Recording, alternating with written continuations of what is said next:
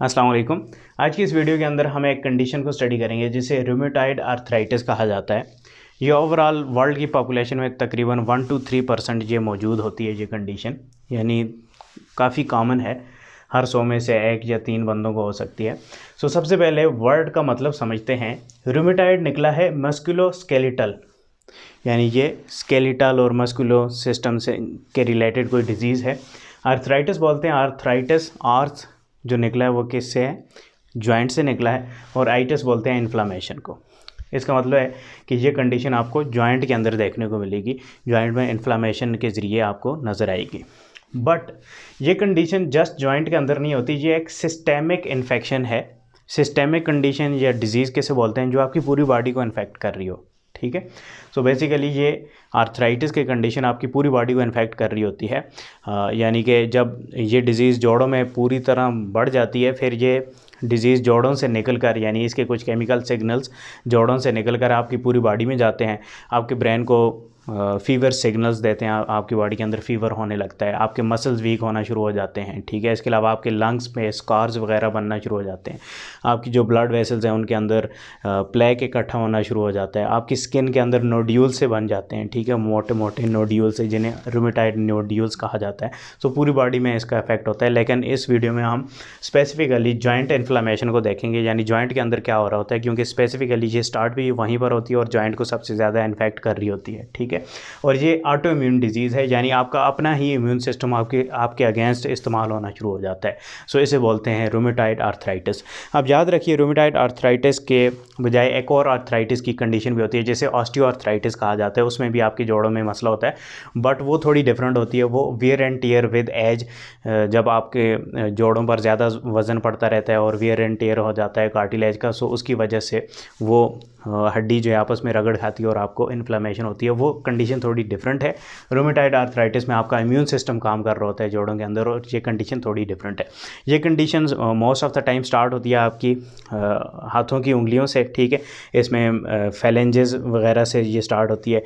ये वाला जोड़ आपका इन्फेक्ट होता है, ये होता है, ये वाला जोड़ इन्फेक्ट होता है। ठीक है, ये मेटाकार्पल्स का, फिर आपके पाँव के जो टार्सल्स वाले रीजन है वहाँ पर ये इन्फेक्शन होता है, और फिर सबसे ज़्यादा आपकी जो नी जॉइंट हैं उन पर ये इन्फेक्शन आपको देखने को मिलता है। स्टार्ट हाथों से होता है, आपके हाथ टेढ़े होना शुरू हो जाते हैं। ठीक है, अल्नल डेविएशन होती है। ठीक है, इस साइड पे उंगलियां मोड़ना शुरू हो जाती हैं, और फिर जोड़ों में भी ये इन्फेक्शन होता है। ये ओवरऑल एक आपको मैंने आइडिया दे दिया, इंट्रोडक्शन दे दिया कि इस डिज़ीज़ में क्या हो रहा है, कौन सा इन्फेक्शन और कैसे हो रहा है। अब हम डिटेल में स्टडी करते हैं कि बेसिकली जॉइंट के अंदर क्या हो रहा है। ठीक है, और कौन कौन से आपके इम्यून सेल्स हैं जो इसमें अपना रोल प्ले कर रहे होते हैं और क्या हो रहा होता है। ओके, यहाँ पर एक चीज़ आपने याद रख लेनी है, आर्थराइटिस में इन्फ्लेमेशन को बोलते हैं। ठीक है, बट होगा क्या, आपका जो जोड़ों में कार्टिलेज है वो डिस्ट्रक्ट हो जाएगा, और साथ में आपकी जो बोन है जोड़ के इर्द गिर्द वो इरोड हो जाएगी, टूटना शुरू हो जाएगी, बोन की इरोजन होगी जोड़ों के इर्द गिर्द। ठीक है, इसे आर्थराइटिस कहा जाता है। ओके, अब यहाँ पर एक नॉर्मल जोड़ मैंने ड्रा कर रखा है। ठीक है, ये है साइनोवियल जॉइंट। यहाँ पर आपने एक और बात भी याद रखनी है कि ये कंडीशन साइनोवियल जॉइंट को ज़्यादा इन्फेक्ट करती है, क्योंकि इसमें जो साइनोवियल मेम्ब्रेन होती है उसका अपना एक बहुत बड़ा रोल होता है इस डिज़ीज़ को इंड्यूस करने में, इस डिज़ीज़ को बढ़ाने में। ठीक है, ये एक साइनोवियल जॉइंट है। आप कोई भी साइनोवियल जॉइंट समझ लें, आप उंगली का समझ लें या नी का समझ लें। नी का समझ लें, थोड़ा बड़ा होता है तो आप समझेंगे कि आसान है इन चीज़ों को अंडरस्टैंड करना। ये जॉइंट को मैंने एक पार्ट मैंने हेल्दी जॉइंट का कर लिया, एक आर्थराइटिस का। पहले हेल्दी जॉइंट की एनाटॉमी देख लेते हैं ताकि आपको फिर इन्फेक्शियस या आर्थराइटिस जॉइंट की समझ आएगी। यहाँ पर आप जानते हैं जॉइंट में दो बोन्स आपस में मिल रही होती हैं। ये एक बोन है, ये दूसरी बोन है, ये आपस में मिल रही हैं। ठीक है, और बोन के सरफेस के ऊपर यानी एंड पर, टिप पर एक कार्टिलेज मौजूद होता है। ठीक है, जिसे आर्टिकुलर कार्टिलेज कहा जाता है। और ये कार्टिलेज क्या कर रहा होता है, एक तो शॉक एब्जॉर्बिंग में हेल्प कर रहा होता है, दूसरा इसकी स्लिपरी नेचर होती है जिसकी वजह से फ्रिक्शन नहीं होती मूवमेंट के दौरान। स्मूथ मूवमेंट को ये प्रमोट कर रहा होता है। ठीक है, ये कार्टिलेज मौजूद होता है दोनों बोन के एंड्स पर। ठीक है, ओके, फिर साइनोवियल जॉइंट की करेक्टरिस्टिक क्या है कि इसमें एक साइनोवियल कैप्सूल मौजूद होता है। ये लिगामेंट की बाउंड्री है और इसके अंदर अंदर ये जितना भी रीजन है जॉइंट के अंदर अंदर, ठीक है, ये सारा साइनोवियल कैप्सूल कहलाता है, ठीक है। सो ये आ गया कैप्सूल की बाउंड्री। ओके, ये जो लिगामेंट की बाउंड्री है इसके अंदर एक और मेम्ब्रेन होती है साइनोवियल कैप्सूल की, जिसे साइनोवियल मेम्ब्रेन कहा जाता है। बेसिकली यहाँ पर ऐसे सेल्स मौजूद होते हैं साइनोवियल मेम्ब्रेन के अंदर जो यहाँ अंदर साइनोवियल फ्लूइड को रिलीज़ करते हैं। सो यहाँ पर अंदर क्या होता है, हॉलो स्पेस में साइनोवियल फ्लूइड होता है, बड़ा थिक विस्कस सा फ्लूइड होता है जिसकी प्रेजेंस की वजह से शॉक एब्जॉर्बिंग में हेल्प मिलती है और स्मूथ मूवमेंट में हेल्प मिलती है। और साइनोवियल फ्लूइड के अंदर न्यूट्रिएंट्स वगैरह भी होते हैं जो कि अगर कार्टिलेज डैमेज हुआ है तो उसे रिपेयर करते हैं। वैसे भी कॉन्ट्रोसाइट्स को फीड करवाता रहता है ये फ्लूइड। सो यहाँ पर ये सारी चीज़ें होती हैं। इसके अलावा ये साइनोवियल मेम्ब्रेन और यहाँ तक कुछ ब्लड वेसल्स भी मौजूद होती हैं ताकि यहाँ पर जो सेल्स हैं उन्हें फूड और न्यूट्रिशन वगैरह मिल सके और वो साइनोवियल फ्लूइड को बना सकें, ठीक है। साइनोवियल मेम्ब्रेन के अंदर जो सेल्स होते हैं, याद रखिए, वो फाइब्रोब्लास्ट सेल्स होते हैं। साइनोवियो फाइब्रोब्लास्ट उन्हें कहा जाता है और साथ में कुछ साइनोवियो मैक्रोफेजेस भी होते हैं। ये सेल्स क्या करते हैं, साइनोवियल फ्लूइड को प्रोड्यूस करते हैं, उसमें एंजाइम्स बनाते हैं, हाइलुरोनिक एसिड्स बनाते हैं, यानी साइनोवियल फ्लूइड जिस चीज़ से मिलकर बना होता है उसे बनाते रहते हैं। इसके अलावा यहाँ पर आर्टिकुलर कार्टिलेज होता है। ये सारी चीज़ें हमने देख ली। अब हम इन्फेक्शियस जॉइंट की तरफ चलते हैं। इन्फेक्शियस जॉइंट के अंदर आपको क्या क्या चीज़ें देखने को मिलेंगी। यहाँ पर इन्फेक्शियस जॉइंट में आपको मैक्रोफेजेस जो कि इम्यून सेल्स होते हैं, जहाँ पर इन्फ्लेमेशन होती है वहाँ पर आपको मैक्रोफेजेस देखने को मिलेंगे। सो मैक्रोफेजेस यहाँ पर मौजूद हैं। फिर डेंड्रेटिक सेल्स होते हैं, ये क्या करते हैं, एंटीजन प्रेजेंटिंग सेल्स होते हैं, यानी एंटीजन कोई भी फॉरेन ऑब्जेक्ट जहाँ पर इन्हें नज़र आएगा ये टी सेल्स को बताएंगे और टी सेल्स फिर बी सेल को बताएंगे, बी सेल्स क्या करेंगे, एंटीबॉडीज़ बनाएंगे। सो डेंड्रेटिक सेल्स भी आपको देखने को मिलेंगे इस रीजन के अंदर। टी सेल्स होंगे, फिर बी सेल्स और जिन्हें प्लाज्मा सेल्स भी जब मॉडिफाई हो जाते हैं तो कहा जाता है वो होंगे। फिर साइनोवियोसाइट्स ज़्यादा बढ़ जाएंगे, यानी साइनोवियल मेम्ब्रेन को बनाने वाले सेल जिन्हें साइनोवियोसाइट्स कहा जाता है, जो मैंने आपको बताया फाइब्रोब्लास्ट्स और मैक्रोफेजेस होते हैं, वो इंक्रीज़ हो जाते हैं, उनकी नंबरिंग इंक्रीज़ हो जाती है।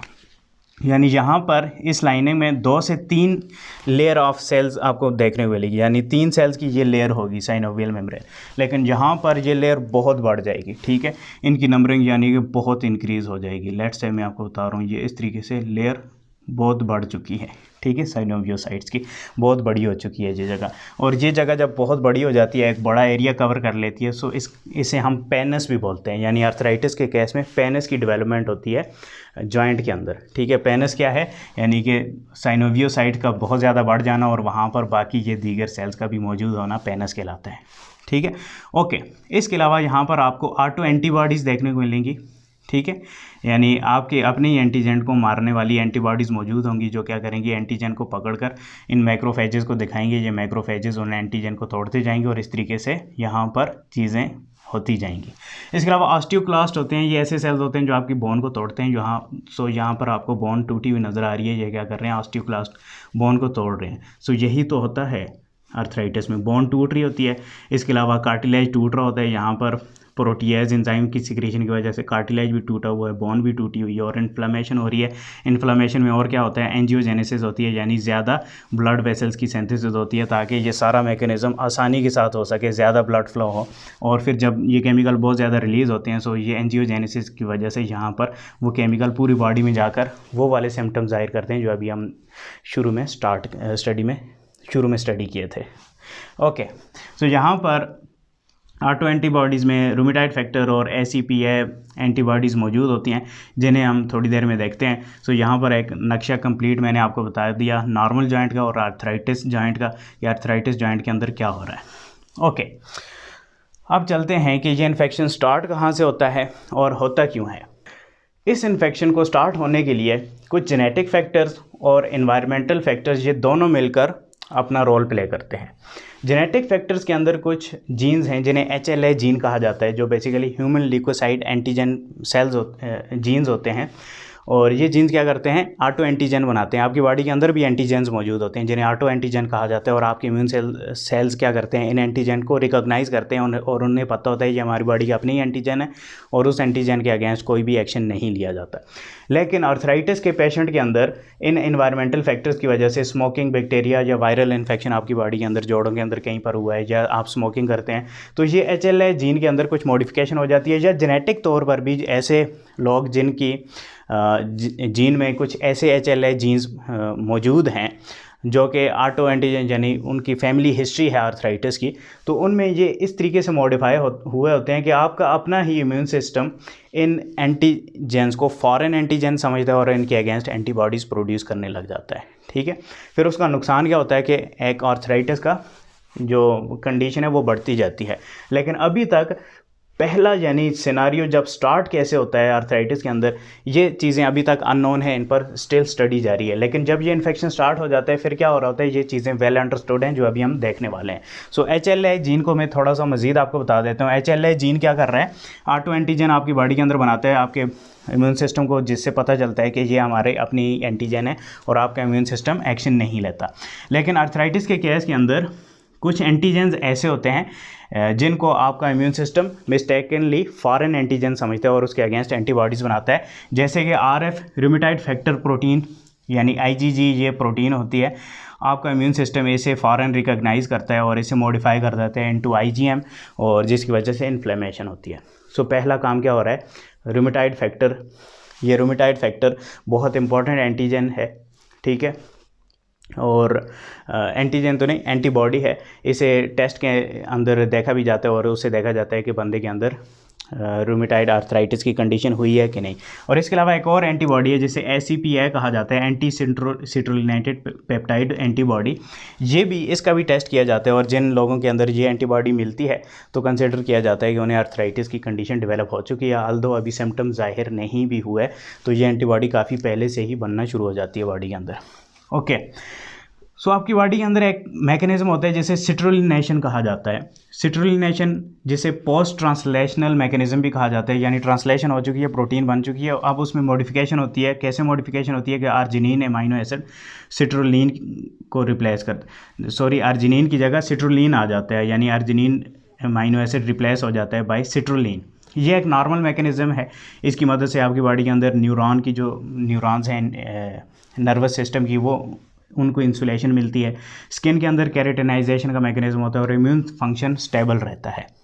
बट HLA जीन की वजह से ये वाला जो मैकेनिज्म होता है, आर्जिनिन जब सिट्रुलिन में कन्वर्ट होता है तो आपका इम्यून सिस्टम मिस्टेकनली इस सिट्रुलिन को फॉरेन एंटीजन समझता है, यानी जहाँ पर जिस प्रोटीन पर भी ये सिट्रुलिन लगा होगा इसे फॉरेन समझेगा और इसके अगेंस्ट इन्फ्लेमेटरी रिस्पांस देगा और एंटीबॉडी बनाने की हिदायत देगा, जिसके नतीजे में ये वाली एंटीबॉडी बनेगी जिसे एंटी सिट्रुलिनेटेड पेप्टाइड एंटीबॉडी कहा जाता है, इन शॉर्ट ACPA। ठीक है, सो 2 एंटीबॉडीज़ मेजर हैं। इसके अलावा और भी एंटीबॉडीज़ बनती हैं जो आपकी बॉडी के अपने ही एंटीजन के अगेंस्ट बन रही होती हैं। पहला एंटीजन मैंने आपको बताया RF रूमेटॉइड फैक्टर, जिसमें IgG एंटीबॉडी होती है जो मॉडिफाई हो जाती है इनटू IgM। ठीक है, और IgM में मॉडिफाई होगी तो इन्फ्लेमेशन स्टार्ट हो जाएगी। ठीक है, दूसरी एंटीबॉडी ACPA देखने को मिलती है जो आपकी बॉडी के अंदर अपनी ही प्रोटीन में सिट्रुलिन की जब कन्वर्जन होती है सो सिट्रुलिन के अगेंस्ट बन रही होती है, इसे एंटी सिट्रुलिनेटेड पेप्टाइड एंटीबॉडी कहा जाता है। ठीक है, सो जब ये एंटीबॉडीज़ बनती हैं तो डेफिनेटली इम्यून रिस्पॉन्स स्टार्ट हो जाता है और ये सारी चीज़ें आपको जॉइंट के अंदर देखने को मिलती हैं। अब हम देखते हैं कि ये मैकेनिज्म कैसे स्टार्ट होता है और बारी बारी कौन सा सेल क्या रोल प्ले कर रहा होता है। सो सबसे पहले तो एंटीजन प्रेजेंटिंग सेल्स आ जाते हैं जिन्हें डेंड्रिटिक सेल्स कहा जाता है। ये सेल्स क्या करते हैं, किसी तरीके से यहाँ पर पहुँच जाते हैं और जब ये आर्जिनिन को सिट्रुलिन में कन्वर्ट हुआ देखते हैं तो ये समझते हैं कि ये फॉरेन एंटीजन आ चुका है, तो ये फॉरेन सिग्नल देते हैं, यानी इस प्रोटीन को सामने बनाकर प्रेजेंट कर देते हैं T सेल को। सो एंटीजन प्रेजेंटेशन करते हैं toward T cells. T cell activate हो जाते हैं, उन्हें पता चलता है कि एंटीजन मौजूद है। T सेल का पहला काम क्या होगा, ये सबसे पहले B सेल को सिग्नल देगा। B सेल उसके अगेंस्ट एंटीबॉडीज़ बनाने के लिए प्लाज्मा सेल में कन्वर्ट हो जाएंगे और एंटीबॉडीज़ बन जाएंगी उस प्रोटीन के अगेंस्ट। सो ये वाली एंटीबॉडीज़ बन जाएंगी एंटी सिट्रुलिनेटेड प्रोटीन पेप्टाइड एंटीबॉडीज़। ठीक है, ये एंटीबॉडीज़ क्या हैं, ऑटो एंटीबॉडीज़ हैं, आपके अपने ही एंटीजन को किल करने वाली एंटीबॉडीज़ हैं। ये एंटीबॉडीज़ आएंगी, यहाँ पर पहुँचेंगी, जब बहुत सारी बन जाएंगी, प्लाज्मा सेल बहुत सारी बना देंगे, यहाँ पर पहुँचेंगी, यहाँ पर पहुँचेंगी, ये क्या करेंगी, प्रोटीन को पकड़ती जाएंगी और प्रेजेंट करती जाएंगी, जिससे इन्फ्लेमेशन एक कॉम्प्लीमेंट सिस्टम एक्टिवेट हो जाएगा। इन्फ्लेमेशन होगी, मैक्रोफेजेस आ जाएंगे और इन एंटीबॉडीज़ को भी और साथ में जो प्रोटीन अटैच हैं उन्हें भी ईट करना शुरू कर देंगे, न्यूट्रोफिल्स वगैरह भी आ जाएंगे। सो पहला मैकेनिज्म ये आ गया। दूसरा क्या है, T सेल कुछ केमिकल सिग्नल भी रिलीज़ करेंगे जिन्हें साइटोकाइंस कहा जाता है। साइटोकाइंस आपने याद रख लेना है, ऐसे केमिकल्स होते हैं जो दूसरे सेल्स को इंस्ट्रक्शन देते हैं। वो इंस्ट्रक्शन किसी भी टाइप की हो सकती हैं। वो इंस्ट्रक्शन अपनी नंबरिंग इंक्रीज़ करनी है, कोई स्पेशल हार्मोन इंक्रीज़ करना है, इन्फ्लेमेटरी रिस्पांस स्टार्ट करना है, कुछ भी हो सकता है, ठीक है। सो साइटोकाइंस रिलीज़ करते हैं टी सेल। ये डिफरेंट टाइप के हो सकते हैं, interleukin 2, interleukin 17, interleukin 15। So different cytokines हैं, ये डिफरेंट तरीके से काम करेंगे। कुछ साइटोकाइंस क्या करेंगे, साइनोवियोसाइट्स की तरफ जाएंगे, यानी यहाँ पर ये साइनोवियल मेम्ब्रेन के सेल्स क्या हैं, साइनोवियोसाइट्स हैं, इनकी तरफ जाएंगे और इनकी नंबरिंग को इंक्रीज़ करेंगे। सो यहाँ पर नंबरिंग कैसे इंक्रीज़ हुई, टी सेल्स ने सिग्नल दिया साइनोवियोसाइट्स को, और साइनोवियोसाइट्स की नंबरिंग इंक्रीज़ हुई। जब ये नंबरिंग इंक्रीज़ हुई तो इसे हम प्रोलिफ्रेशन बोलेंगे। और साथ साथ जब इनकी नंबरिंग इंक्रीज़ होगी तो इन्हीं साइटोकाइंस की मदद से ये प्रोटीएज एक एंजाइम भी प्रोड्यूस करने लग जाएंगे, यानी ये जो सेल्स हैं साइनोवियोसाइट, ये प्रोटीएज एंजाइम सिक्रिएट करना शुरू कर देंगे, जिसे मुझे एग्जैक्ट नाम उस एंजाइम का भूल गया है, लेकिन वो एंजाइम क्या करता है, कोलागन को डिग्रेड करता जाता है। और कोलागन कहाँ पर मौजूद होता है, आपके कार्टिलेज के अंदर मौजूद होता है। सो ये वाले सेल्स क्या करेंगे, आपके कार्टिलेज को डिग्रेड करते जाएंगे, ठीक है। सो साइनोवियोसाइट्स को सिग्नल गया, उनकी नंबरिंग इंक्रीज हुई और उन्होंने कार्टिलेज को डिग्रेड करना शुरू कर दिया, ठीक है। इसके अलावा टी सेल्स आपके मैक्रोफेजेस को भी सिग्नल देंगे। मैक्रोफेजेस फिर अदर साइटोकाइंस रिलीज़ करेंगे, TNF alpha, interleukin 1, interleukin 6। TNF alpha बोलते हैं ट्यूमर नेक्रोसिस फैक्टर, यानी यहाँ पर एक स्कार सा बनेगा, ठीक है, सेल्स को डेड करना शुरू कर देंगे और ये मैक्रोफेजेस उन सेल्स को ईट करना शुरू कर देंगे। सो बेसिकली साइटोकाइन सिग्नल जाते हैं और इन्फ्लेमेशन स्टार्ट होती है, नई ब्लड वेसल्स बनना शुरू हो जाती हैं और मज़ीद जो हैं इम्यून सेल्स यहाँ पर आना शुरू हो जाते हैं। इसके साथ साथ टी सेल्स एक और काम भी करते हैं कि अपनी सरफेस के ऊपर एक प्रोटीन को प्रेजेंट करते हैं, जैसे रैंक एल प्रोटीन कहा जाता है। बेसिकली यहाँ पर ये आप देख पा रहे हैं, ये रैंक एल प्रोटीन है, ठीक है। ये प्रोटीन क्या करती है, ऑस्टियोक्लास्ट जो सेल्स है उसके ऊपर एक प्रोटीन मौजूद होती है जिसे रैंक प्रोटीन कहा जाता है, आप समझ लें, ठीक है।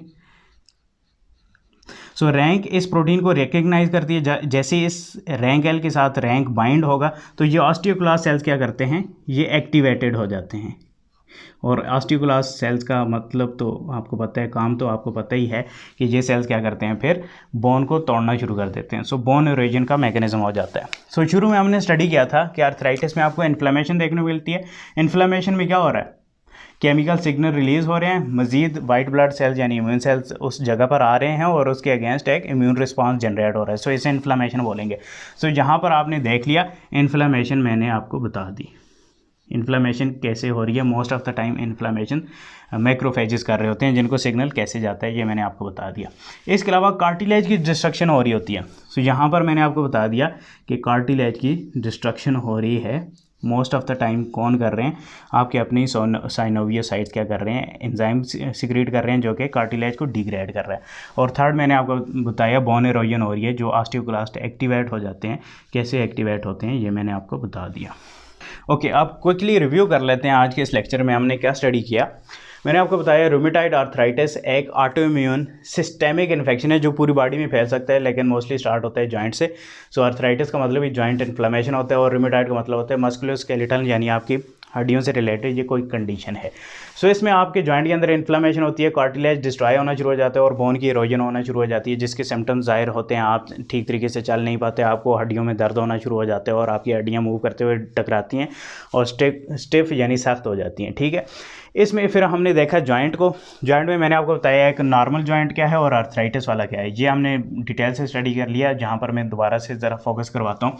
आर्थराइटिक जॉइंट के अंदर ऑस्टियोक्लास्ट एक्टिवेटेड होते हैं, बोन को तोड़ रहे होते हैं। इसके अलावा मैक्रोफेजेस होते हैं, इन्फ्लेमेशन को प्रमोट कर रहे होते हैं। डेंड्रेटिक सेल्स होते हैं, कुछ आपके अपने ही एंटीजन को प्रेजेंट कर रहे होते हैं और उनके अगेंस्ट एंटीबॉडीज़ बनाने के लिए टी सेल को एक्टिवेट करते हैं। टी सेल्स बी सेल्स को एक्टिवेट करते हैं, बी सेल्स प्लाज्मा सेल्स में कन्वर्ट होकर एंटीबॉडीज़ बनाते हैं। कौन कौन सी, RF और ACP है, ये दो मेन प्रोटीन है। इसके अलावा और भी बन रही होती हैं। इसके अलावा टी सेल्स आपके ये साइनोवियोसाइट्स को भी एक्टिवेट करते हैं और ये प्रोलिफरेट हो जाते हैं, अपनी नंबरिंग इंक्रीज कर देते हैं और साथ साथ प्रोटीएज एंजाइम सिक्रीट करते हैं, जिसकी वजह से यहाँ पर कार्टिलेज जो है वो ब्रेक डाउन होना शुरू हो जाता है। सो यहाँ पर आपको कार्टिलेज की भी ब्रेक डाउन होती हुई नज़र आ रही है, बोन की भी ब्रेक डाउन होती हुई नज़र आ रही है और यहाँ पर भी ब्रेकडाउन होती हुई नज़र आ रही है और यहाँ पर इन्फ्लेमेशन भी आपको देखने को मिल रही है। ये जगह भी बड़ी हो रही है, एंजियोजेनेसिस भी हो रही होती है, नई ब्लड वेसल्स भी बन रही होती हैं और यहाँ पर एक पेनिस की फॉर्मेशन हो चुकी होती है। ठीक है, इस मैकेनिज्म को फिर हमने डिटेल से देखा और मैंने आपको बताया कि कुछ जेनेटिक फैक्टर्स और एनवायरमेंटल फैक्टर्स इसके पीछे अपना रोल प्ले करते हैं, बट एग्जैक्ट मैकेनिज्म अभी भी अननोन है। जेनेटिक फैक्टर में HLA जीन होता है जो आपके बहुत सारे ये जीन्स होते हैं जो आपके अपने एंटीजन बना रहे होते हैं और इन जीन में कुछ जीन्स में अगर कोई चेंजेस हो जाएं तो आपके इम्यून सिस्टम में रिकग्निशन की सलाहियत थोड़ी बहुत कम हो जाती है और ये स्पेशल टाइप की प्रोटीन रिकॉग्नाइज नहीं हो पाती जिसे सिट्रोलिन, जिस प्रोटीन के अंदर सिट्रोलिन अमाइनो एसिड होता है। सो आपकी बॉडी ऐसे फ़ौरन समझती है और इसके अगेंस्ट एंटीबॉडी प्रोड्यूस करने के लिए ये सारा रिस्पांस स्टार्ट कर देती है। ठीक है, फिर हमने देखा कि ये मैकेनिज्म स्टार्ट कहाँ से होता है। डेंड्रेटिक सेल्स एंटीजन को प्रेजेंट करते हैं, टी सेल को एक्टिवेट करते हैं, टी सेल बी सेल को एक्टिवेट करते हैं, बी सेल प्लाज्मा सेल्स में कन्वर्ट होते हैं और एंटीबॉडीज़ बनाते हैं जिन्हें ऑटो एंटीबॉडीज़ बोलते हैं, ACP है। ठीक है, इसके अलावा टी सेल्स क्या करते हैं, मैक्रोफेजेस को भी एक्टिवेट करते हैं। मैक्रोफेजेस मजीद साइटोकाइन सिग्नल्स देते हैं और इन्फ्लेमेशन स्टार्ट हो जाती है और ज़्यादा इम्यून सेल्स इस रीजन पर पहुंचना शुरू हो जाते हैं। इसके अलावा टी सेल्स के ऊपर रैंक एल प्रोटीन शो होती है और वो प्रोटीन क्या करती है, ऑस्टियोक्लास्ट को एक्टिवेट करती है, ऑस्टियोक्लास्ट बोन की इरोजन करने लगते हैं। इसके अलावा साइनोवियोसाइट्स को भी सिग्नल जाता है, साइनोवियोसाइट्स अपनी नंबरिंग इंक्रीज करते हैं और प्रोटीएज एंजाइम सीक्रेट करते हैं जिससे कार्टिलेज की ब्रेकडाउन होती है। सो ये सारा मैकेनिज्म मैंने आपको बताया रूमेटॉइड आर्थराइटिस का। लेक्चर काफ़ी डिटेल में था, मुश्किल भी है, बट आप दोबारा देखेंगे तो आपको समझ आ जाएगी। होपफुली आपको लेक्चर समझ में आया होगा। नेक्स्ट लेक्चर तक के लिए मुझे इजाज़त दें। शुक्रिया, अल्लाह हाफिज़।